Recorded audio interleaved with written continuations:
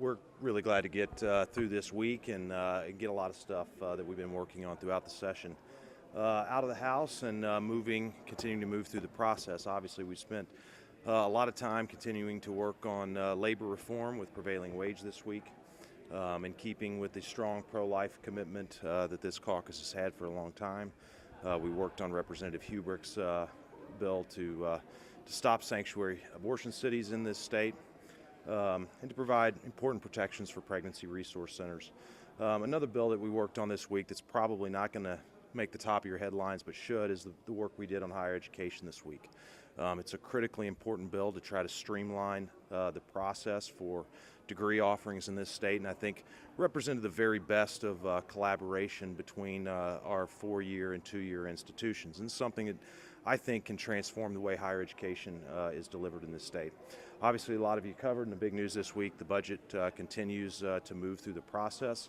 I want to thank Representative Fitzpatrick and his committee for their hard work this week. Spent a lot of hours working on the budget. So with that, I'm going to let him talk a little bit about their work this week. Well, I mean, yeah, you obviously know we had a pretty long hearing on Tuesday to get the budget bills out of committee. I think we had a lot of good discussion. I think that a little bit of money moved around, but the budget overall stayed basically the same size. And, I think that members of the committee had an opportunity to focus on what their priorities were. But, the big things that were in the substitute that we talked about previously are still there.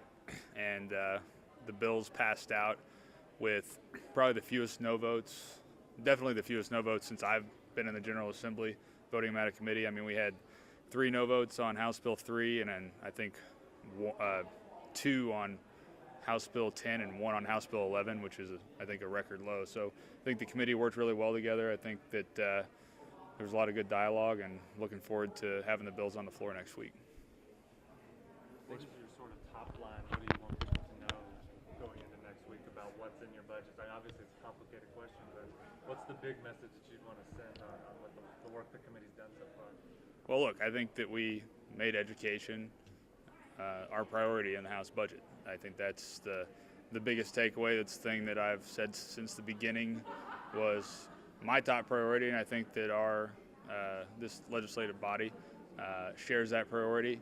Nobody in the committee attempted to change that, so I think that that's the biggest takeaway in my opinion. Talked to the Attorney General and he'd like his money back. Has he talked to you as well? I've talked with his staff a little bit. I haven't spoken directly with the Attorney General. I imagine there may be a conversation coming on that. And like I said the other night, it's just one of those things. It was late in the night, and the amendment got offered, and the old adage: if you're not at the table, you're on the menu, right? So that was, I think, a little bit of what happened there. I think that they've talked to the representative that offered the amendment, and I think she understands that there might be a statutory issue with the money actually leaving the fund. The Attorney General does have to approve the money leaving that fund, and he may or may not be inclined to do that if that stays in the bills. So I think that this is really, there's still a long way to go for the budget, and I think it's entirely possible that'll be changed back. So. Are there any other mechanisms then to get some of that money, or maybe not that specific money, but any more money to the Missouri Public Defender's Office? Well, look, Representative Lavender, who offered the amendment, she and I have talked, and she said, would you be willing to consider if I can find any other fund source for the Public Defender's Office? Would you be willing to look at it? And I said, yeah, I'd be willing to look at it, obviously. But, one thing that maybe I should have mentioned a little bit ago was we did increase the Public Defender's budget by $2 million over the governor's recommendation out of the General Revenue Fund. So the substitutes did make an additional commitment to the Public Defender's Office. I've talked to Michael Barrett several times this year and last year, and he was very pleased with the $2 million that he was given in the substitutes, and that was an amount of money that he and I had talked before the substitutes were released that he said would make a huge difference in his office. And so I'm looking forward to seeing how he's able to use that money. Anything else on the budget? All right, fire away. Real ID, big issue this week, got passed out of the House, and by a pretty comfortable margin as well, too. What are your thoughts, though, since it has been so controversial in the Senate? Look, it's a difficult issue. It's been a controversial issue within our caucus, and I think it's because all of us are interested in trying to protect the privacy of Missourians. And if I had my druthers, the federal government would have given us some relief from this. They haven't, and so this is our attempt to deal with the very practical concerns that a lot of our constituents have. So we'll see what happens as it moves to the other side of the building.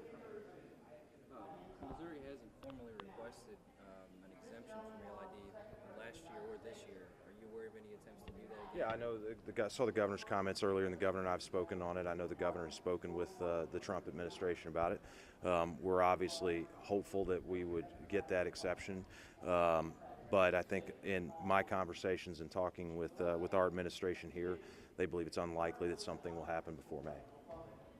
There are about 6 weeks left, I think, or 6 legislative weeks. Yeah.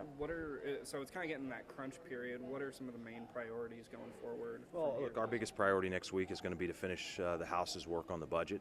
That'll take a significant amount of floor time, and then obviously we have to get that budget through the process and reconciled with whatever changes the Senate made. So that's going to be a big part of our focus. But we're starting to work through Senate bills as the Senate's starting to work through House bills. So that's where we'll turn in the next couple weeks. Yeah. Anything else? All right. Y'all take care. Have a good weekend.